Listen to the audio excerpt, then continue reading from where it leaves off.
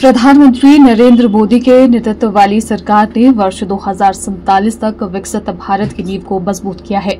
मोदी सरकार का 11 साल का कार्यकाल सेवा, सुशासन, गरीब कल्याण के लिए समर्पित रहा है। मोदी राज आधुनिक भारत का स्वर्ण काल माना जाएगा। वर्ष 2047 तक भारत विकसित राष्ट्र होगा, सुपर पावर बनकर विश्व में नंबर 1 होगा। यह बात केंद्रीय राज्य मत्स्य पालन, पशुपालन और डेयरी मंत्री एसपी सिंह बघेल ने धर्मशाला में पत्रकार वार्ता के दौरान कही। उन्होंने कहा कि मोदी सरकार ने रक्षा बजट में खासी बढ़ोतरी की है। पूर्व में देश के कई जिले नक्सलवाद से प्रभावित थे, जबकि वर्तमान में नक्सलवाद अंतिम सांसें गिन रहा है। नक्सली घटनाओं में 70% कमी आई है।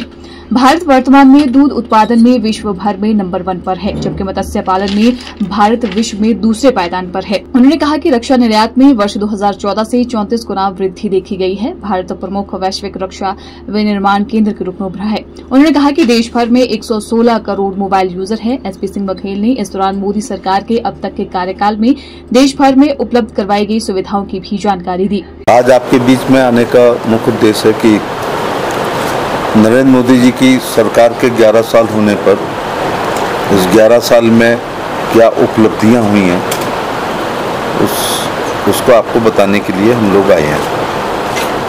मेरी दृष्टिकोण से जो इस पत्रक में शायद नहीं लिखा है, लेकिन मैं वहाँ से शुरुआत करूँगा कि लुटियन जोन जो है दिल्ली की, ये काजल की कोठरी है।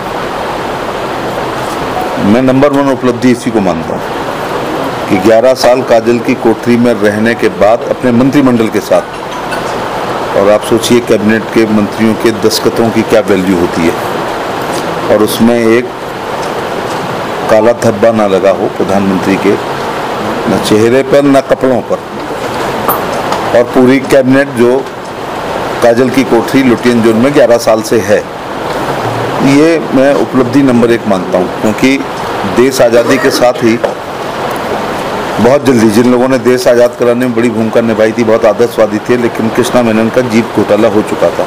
हिली राज्यों के प्रति मोदी जी को बहुत लगाव है। हिमाचल उनका घर है, कहते भी रहे हैं, यहाँ प्रचारक रूप में रहे हैं, हजारों घरों में खाना भी खाया होगा, पैदल यात्रा भी की होगी, साइकिल भी चलाई होगी, पार्टी को खड़ा किया है। तो हिमाचल के ताने बाने को मोदी जी बहुत अच्छी तरीके से जाते हैं। हम काउंसिल ऑफ मिनिस्टर्स में जब बैठते हैं, जो कहने वाली बात नहीं है, लेकिन मैं कहूँगा कि वो हिमाचल के प्रति बहुत संवेदनशीलता का परिचय देते हैं। और हम लोग से भी कहते हैं कि वहाँ के पर्यटन को बढ़ाने के लिए, और धार्मिक पर्यटन का तो बहुत ही स्कोप है। मैं आज 7वीं बार माताओं के दर्शन करने के लिए आया हूँ। तो ताजमहल आगरा के MP होके 2 बार गया हूँ, क्योंकि वंस इन ए लाइफ या twice in A life, but religious जगह बिहारी जी तो हम 100 बार जा चुके हैं। तो धार्मिक पर्यटन का स्कोप हिमाचल देवभूमि है, तो बहुत बढ़ रहा है, और हिमाचल में पर्यटन की अपार संभावनाएं हैं। हम भारत सरकार के सभी मंत्री अपना कुछ ना कुछ एक काम हिमाचल राज्य में करना चाहते हैं। पिछली 3 बार जब तक ऑपरेशन सिंदूर नहीं हुआ था, तब तक भी नरेंद्र मोदी जी के नेतृत्व में केंद्र सरकार 3 बार सरकार बना चुकी है। इसलिए ऑपरेशन सिंदूर निश्चित तौर से मिलिट्री, जिसमें army, air force, navy, paramilitary force ही लड़ते हैं, लेकिन एक कुशल नेतृत्व राजनीतिक भी होना चाहिए, जो नरेंद्र मोदी जी में भरपूर है।